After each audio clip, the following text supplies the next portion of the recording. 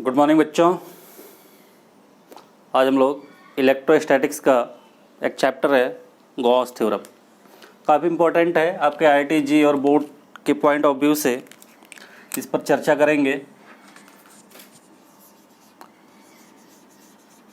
ज़्यादातर बच्चों को गॉस थ्योरम समझ में नहीं आता है, ठीक है, क्योंकि गॉस थ्योरम के पीछे जो कुछ 2-3 थ्योरी है उसका कॉन्सेप्ट आपको नहीं समझ में आता। तो सबसे पहले हम उस पर बात करेंगे, उसके बाद से गॉस थ्योरम पे आएंगे, ठीक है। जितने बच्चे नए हैं चैनल को सब्सक्राइब कर लीजिए और बेल आइकन बजा दीजिए ताकि जो भी वीडियो अपलोड होगी आपको नोटिफिकेशन मिलेगा, ठीक है। और इसको ज़्यादा से ज़्यादा शेयर करिए।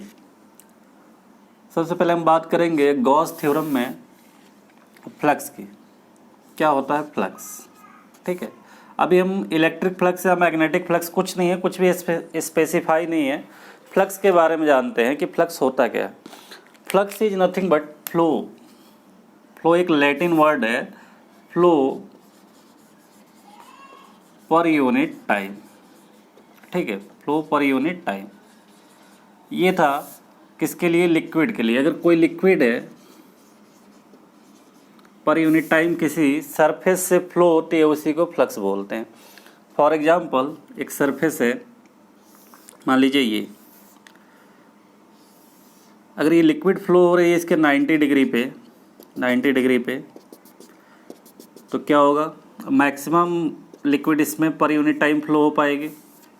अगर इसी सरफेस को हम क्या करें, सपोज ये सरफेस है आपका, ठीक है, ये सरफेस है, इस सरफेस को अगर 90 डिग्री पे कर दो और ये वाटर का फ्लो है तो मैक्सिमम वाटर फ्लो होगी।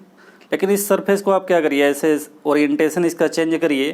तो मान लीजिए अभी 4 काउंटिंग के लिए मैं मान लेता हूँ कि 4 लाइनें ऐसे फ्लो हो रही है। जैसे जैसे सरफेस को आप इंक्लाइंड करेंगे, देखिए पहली फिंगर बाहर आ गई, अब दूसरी आ गई, तीसरी आ गई, चौथी आ गई। तो इसका मतलब ओरिएंटेशन जैसे चेंज हो रहा है, सरफेस के थ्रू जो वाटर का फ्लो है कम हो रहा है, और जैसे ही सरफेस इसके पैरेलल आ जा रही है बिल्कुल भी वाटर का फ्लो जीरो हो जा रहा है। तो आप आई होप कि समझ में आया होगा कि फ्लक्स क्या होता है। Flux means volume of liquid flow per unit time. लेकिन हमको यहाँ पे पढ़ना है इलेक्ट्रिक फ्लक्स, ठीक है। बिल्कुल सिमिलर कॉन्सेप्ट है इलेक्ट्रिक फ्लक्स का भी। Electric flux means electric field of lines flow through a surface normally, ठीक है। कितनी फील्ड ऑफ लाइंस किसी सरफेस से नॉर्मली पास होती है उसी को मेजर करने के लिए एक फिजिकल क्वांटिटी बनाई गई जिसका नाम था इलेक्ट्रिक फ्लक्स। तो इलेक्ट्रिक फ्लक्स है number of field lines passing through surface normally. अब फॉर एग्जांपल इसी को ले लीजिए, ये देखिए ये 3 फील्ड लाइंस है इस सरफेस से पास हो रही। तो मैक्सिमम तभी पास होगी जब क्या हो, ये 90 डिग्री पे हो। अगर इसको जैसे जैसे इंक्लाइंड करते हैं वैसे वैसे फील्ड लाइंस इसमें जो लिंक होगी वो कम होगी, और जैसे ही ये सरफेस आपका पैरेलल हो गया इसमें से 0 फील्ड लाइंस पास हो रही है, ठीक है। तो अगर ये हम सरफेस ले लें,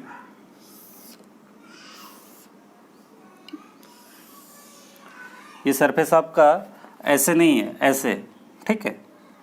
ये 2D में 3D को दिखाया गया है। और मान लीजिए फील्ड लाइंस आपकी ये है,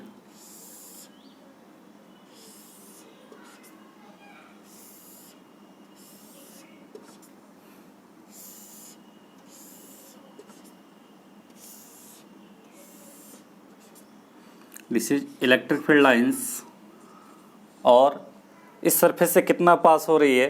तो इसके लिए एक टर्म आता है एरिया वेक्टर, ठीक है। एरिया वेक्टर आपको समझना जरूरी है, क्या होता है एरिया वेक्टर।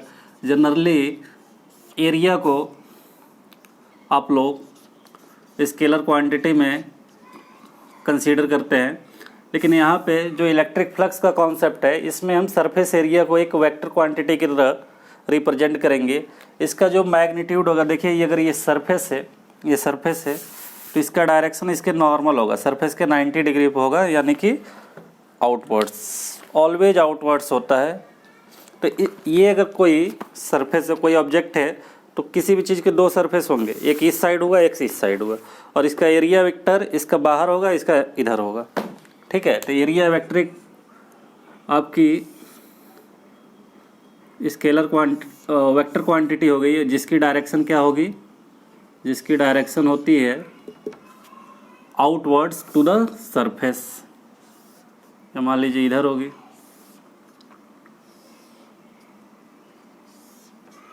और इसका मैग्नीट्यूड कितना होगा, इसकी वैल्यू कितनी होगी, magnitude of area vector into direction. ठीक है, ये होगा। अगर कोई मान लीजिए ऐसा सरफेस है तो इसका एरिया वेक्टर क्या होगा, हम स्मॉल एरिया कंसीडर करें तो ये आपका डी हो जाएगा और इसकी डायरेक्शन रेडियली आउटवर्ड्स होगी। ठीक है, तो ये एरिया वेक्टर होता है जो कि हमेशा सरफेस के 90 डिग्री पे होता है, इस बात को ध्यान रखिएगा, जिसकी वैल्यू मैग्नीट्यूड और उसके डायरेक्शन के बराबर होगी। Direction always outwards. Area vector आपको हमेशा जो डायरेक्शन लेनी है इसकी आउटवर्ड्स लेनी है, ये आगे चल के बड़ा हेल्प करेगा। ठीक है बच्चों, तो एरिया वेक्टर ये हो गया। मान लीजिए इस सरफेस को किसी थीटा एंगल पे आप चेंज कर दीजिए, इलेक्ट्रिक फील्ड लाइंस वैसे ही रहने दीजिए आप ऐसे, और इसको हमने क्या किया, पहले ये सरफेस ऐसे था, अब इसको थोड़ा सा इंक्लाइन कर देंगे। तो देखिए एरिया, अगर ये सरफेस ऐसे था, एरिया वेक्टर इसका ऊपर की तरफ है, जैसे हमने इलेक्ट्रिक फील्ड से थीटा एंगल चेंज कर दिया तो ये एरिया वेक्टर पे क्या होगा, थीटा एंगल चेंज हो जाएगा। यानी कि जैसे ही आप इसका ओरिएंटेशन चेंज करते हैं, अब इसका एरिया वेक्टर किधर आ जाएगा, डी ए इधर आ जाएगा और इलेक्ट्रिक फील्ड लाइन्स इधर है, तो ये एंगल आपका इलेक्ट्रिक फील्ड लाइन से थीटा बना लेगा। तो इस फ्लक्स की जो वैल्यू होती है ये डिपेंड करती है electric flux into surface area और उनका ओरिएंटेशन। तो हमने देखा कि जब ये सरफेस एरिया के परपेंडिकुलर जा रही है, यानी कि एरिया वेक्टर इसका इधर होगा, उसी के डायरेक्शन में जा रही है तो मैक्सिमम होगी। जब उसका ओरिएंटेशन हम ऐसे कर दे रहे हैं, मीन्स एरिया वेक्टर इधर है, यानी कि सरफेस इधर है, सरफेस के पैरेलल कर रहे हैं तो जीरो जा रही है, तो ये वैल्यू आपको कॉस थीटा देती है। तो यहाँ पे कॉस थीटा आ जाएगा। अगर इसको वेक्टर के फॉर्म में लिखें तो दिस इज ई डी ए, ये एक स्केलर क्वांटिटी होती है और इसकी यूनिट क्या हो जाएगी, देखिए न्यूटन पर कूलम इसकी यूनिट होती है, इसकी मीटर स्क्वायर होती है। तो न्यूटन पर कूलम मीटर स्क्वायर, इसकी यूनिट हो जाएगी न्यूटन पर कूलम, आप ऐसे लिख लीजिए न्यूटन मीटर स्क्वायर पर कूलम, ये इसकी यूनिट हो जाएगी और ये एक स्केलर क्वांटिटी होती है। तो इसका बेसिक सा डिफिनेशन ये है कि electric field lines link with the surface normally. कोई इलेक्ट्रिक फील्ड लाइंस, कितनी number of field lines, how many number of field lines linked with the any surface normally. कोई भी फील्ड लाइंस हो, कितनी फील्ड लाइंस किसी surface से normally link हो रही, इसी को हम बोलते हैं इलेक्ट्रिक फ्लक्स। ये आपका मैग्नेटिक फ्लक्स में भी आएगा।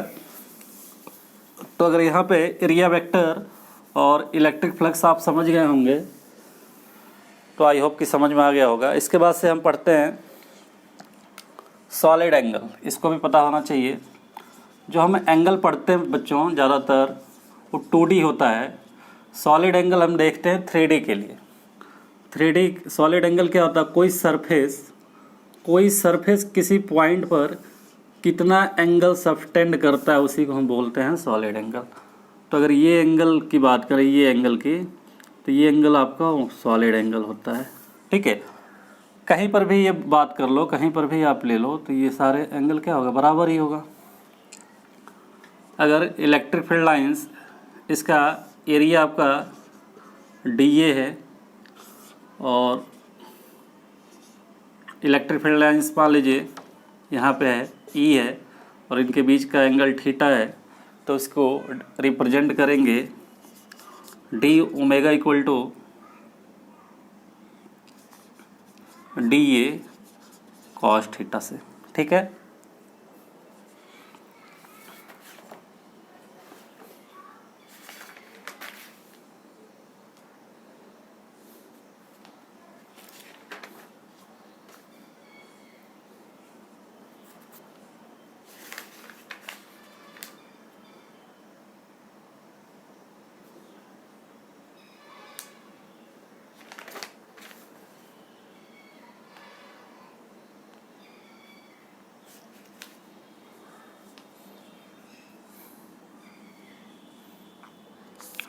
D omega equal to D A cos theta by are square इसकी वैल्यू होती है। अगर एंगल ये इस तरह से आप सरफेस लीजिए, अगर आप इस तरह से सरफेस लीजिए कि यहाँ पे कोई चार्ज है, तो इसकी जो इलेक्ट्रिक फील्ड की डायरेक्शन होगी इस लाइन पे होगी और एरिया वेक्टर भी इसका इधर ही होगा, ठीक है। उस समय इसका एंगल कितना होगा, D omega is equal to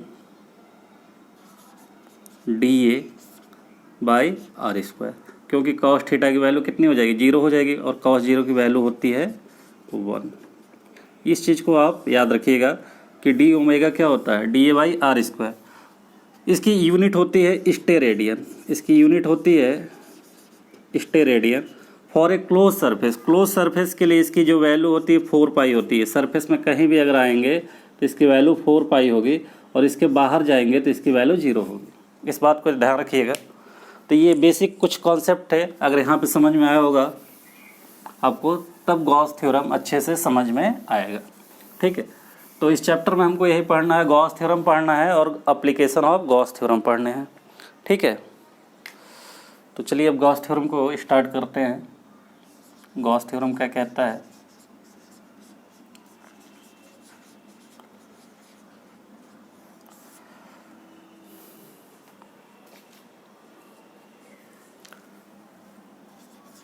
in a vacuum or air, the total electric flux passing through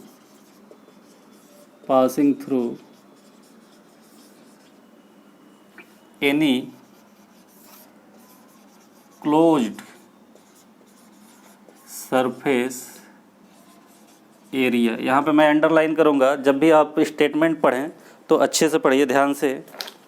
इन्होंने बोला है क्लोज्ड सरफेस एरिया, हमेशा ये क्लोज के लिए ही वैलिड है। Surface area is equal to the 1/ε0 times of the total charge in it, ठीक है। मैथमेटिकली जो इसकी वैल्यू है ये क्या होगा, उस सरफेस के अंदर कितना टोटल चार्ज है। टोटल चार्ज मतलब पूरा उसका अलजेब्रिक सम, अगर नंबर ऑफ चार्जेज हैं तो आप अलजेब्रिक सम करेंगे और टोटल चार्ज जो फ्लक्स होगी टोटल चार्ज के कितना होगा, 1/ε0 टाइम्स होगी, ठीक है। 1/ε0 टाइम्स होगी। ये न्यूटन मीटर स्क्वायर पर कूलम इसकी यूनिट होगी। तो आई होप समझ में आया होगा। स्टेटमेंट को और पढ़ते हैं एक बार। वैक्यूम के लिए बात हो रही है, the total electric flux passing through any close surface. बार बार आप देखेंगे गॉसियन सरफेस लेता है। गॉसियन सरफेस का मतलब close surface. Without close surface अगर आप कोई सॉल्व करेंगे क्वेश्चन तो गलत होगा। नहीं दिया क्लोज सरफेस तो आपको एज्यूम करना पड़ेगा। आगे डेरिवेशंस है उसमें हम आपको दिखाएंगे। Close surface area is equal to the 1/ε0 times of the total charge in it. तो बच्चों ये था आपका गॉस थ्योरम। फ्लक्स हम जानते हैं कि फाई इज इक्वल टू क्या होता है, ई डी ए। क्लोज सरफेस की बात हो रही है तो ये क्लोज है और ये टोटल है, ठीक है। अगर ये वेक्टर है तो इन दोनों का ये डॉट प्रोडक्ट हो जाएगा। तो close surface of E D A cos theta, इन ये दोनों फ्लक्स हैं। इनको हम साइड में, कहीं कहीं बुक में आप ई देखेंगे सब्सक्रिप्ट में इलेक्ट्रिक फ्लक्स के लिए दिया रहता है, क्योंकि मैग्नेटिक भी हमें पढ़ना है। तो यहाँ पे अगर चूँकि इलेक्ट्रोस्टैटिक चैप्टर हम पढ़ रहे हैं तो ई नहीं लिखेंगे तब भी ये कॉमन सेंस की बात है कि इलेक्ट्रिक फ्लक्स ही पढ़ रहे हैं। तो ये आपका डेफिनीशन हो गया। इसका मतलब होता है क्लोज सरफेस का मतलब होता है टोटल। ये इंटीग्रेशन का साइन है, एस मीन्स सब। ये आपके बोर्ड एग्जाम में हर साल आता है। 1 नंबर में आएगा गॉस थ्योरम और उसके साथ या तो कोई डेरिवेशन दे देगा या तो आपको एक न्यूमेरिकल दे देगा। तो इस टॉपिक पे पूरा कमांड होना चाहिए। इलेक्ट्रोस्टैटिक में सबसे इम्पोर्टेंट टॉपिक है Gauss theorem.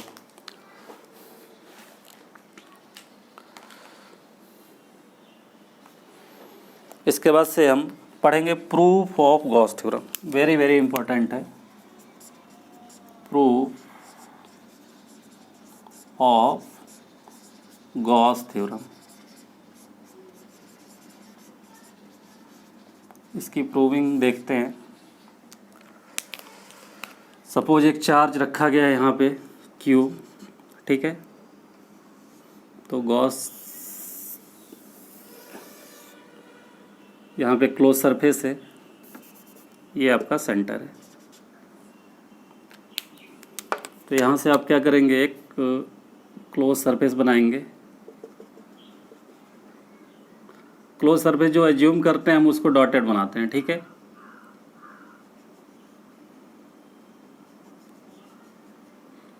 This angle is solid angle. इसका एरिया वेक्टर ऑलवेज किधर होगा, आउटसाइड होगा।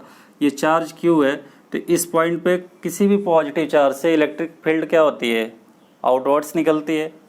तो यहाँ पर भी इलेक्ट्रिक फ्लक्स किधर होगा, इलेक्ट्रिक फील्ड E इधर होगी, ठीक है। तो यहाँ पे इलेक्ट्रिक फ्लक्स देखिए कितना होगा, phi equal to close integral of E dA, दोनों के बीच कितना एंगल, cos 0 है, ठीक है। अच्छा, E इक्वल टू आपको चाहिए E इक्वल टू कितना होता है, हमने पीछे पढ़ा है 1/4πε0 Q/r², ठीक है। तो इसमें वैल्यू पुट कर दीजिए, close integral of E, cos 0 की वैल्यू होगी 1, E की वैल्यू पुट करनी है, तो ये हो जाएगा आपका 1/4πε0 Q/r²। चलिए थीटा ही ले लीजिए अभी तो, या नहीं लेंगे तभी कोई दिक्कत नहीं है। ये किसी भी एंगल के लिए अगर मैक्सिमम लेना है तो 0 ले लेंगे, Q/r²। चलिए 0 ही लेते हैं, 0 पे सॉल्व। Q/r² इंटू dA, ठीक है। तो फाई इक्वल टू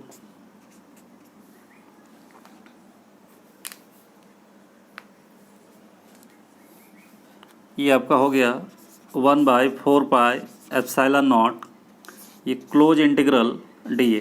यहाँ पे एरिया ही क्या हो रहा है, एरिया हमने सिर्फ इतना लिया है, आपको टोटल एरिया चाहिए तो टोटल एरिया के लिए इंटीग्रेशन लगा देंगे dA/r², ठीक है।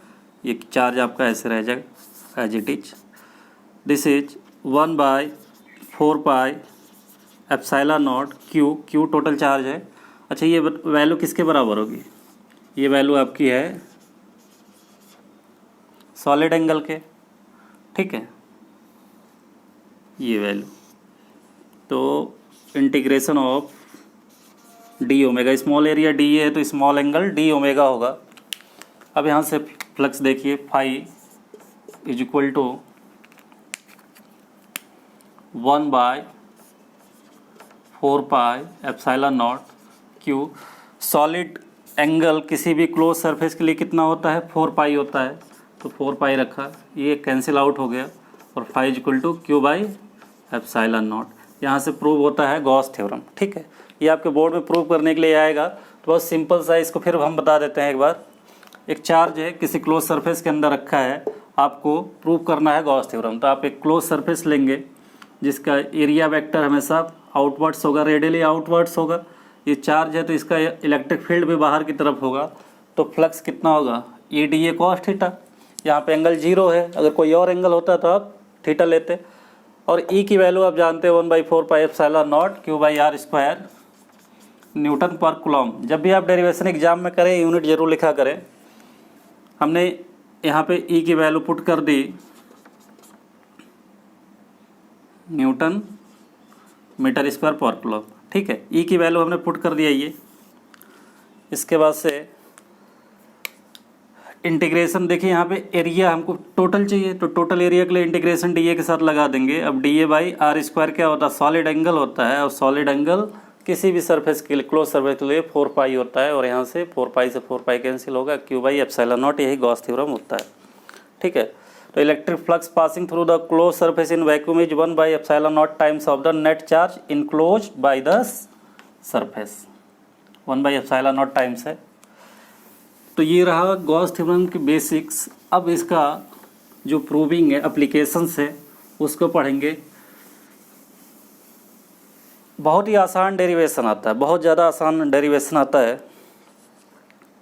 कुछ पॉइंट्स हैं जो मैं बता दूं कि अगर मान लीजिए जैसे सिलेंडर है,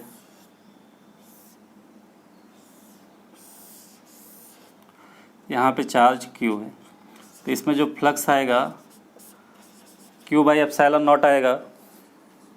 अगर ये स्फीयर है, यहाँ पे चार्ज Q है, तो इसका भी flux Q by epsilon not times आएगा। कोई ये क्यूब है,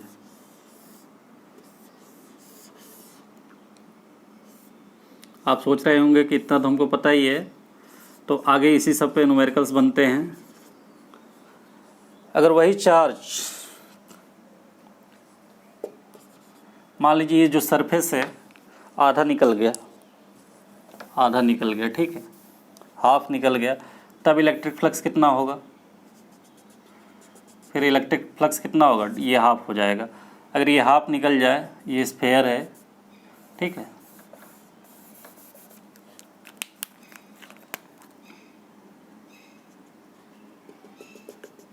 ये हाफ पार्ट का ही पूछे तब कितना होगा? यहाँ पे 2 हो जाएगा। तो इस चीज़ को ध्यान रखिएगा, क्योंकि आधा सरफेस ही यो क्या कर रहा है, कवर कर रहा है, हमको सरफेस एरिया चाहिए।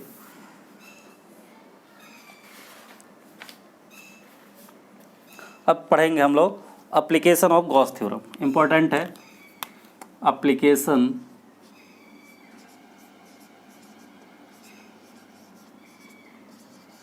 ऑफ गॉस थ्योरम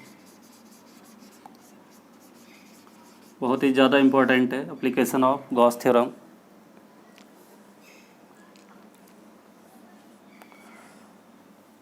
इसमें फर्स्ट पॉइंट है डिडक्शन ऑफ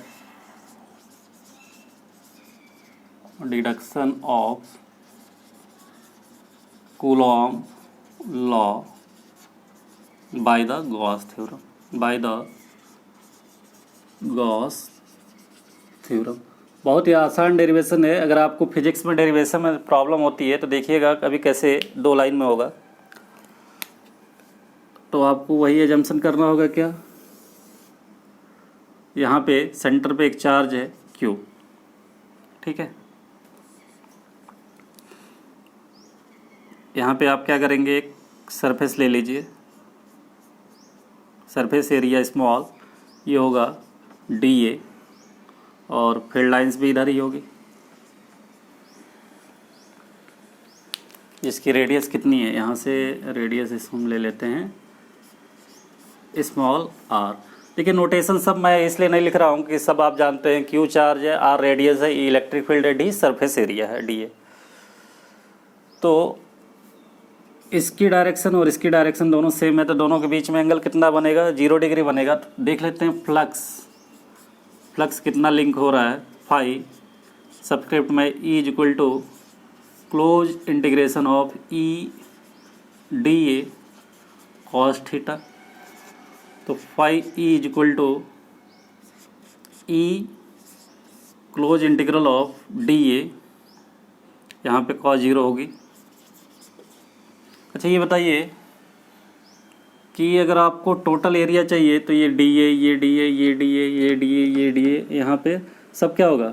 DA ऐड हो जाएगा, इसीलिए हमने इंटीग्रेशन लगाया है, और इसकी वैल्यू होगी E into close integral of DA, that means E into कितना इसका एरिया होता है, सरफेस एरिया 4 पाई R स्क्वायर होगा, ठीक है, 4 पाई R स्क्वायर होगा। और बाय गॉस थ्योरम हम जानते हैं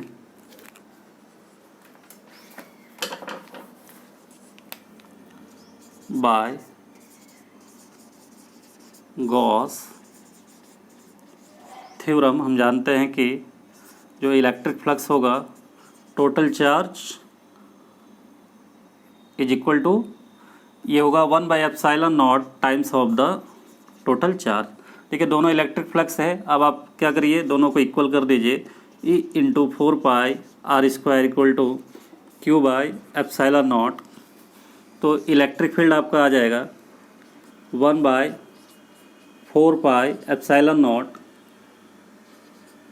देखिए 4π है, ε0 हमने एक साथ ले लिया, Q/r²।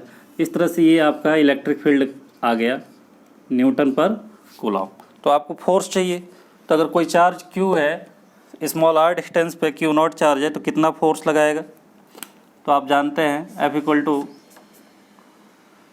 Q0 into E।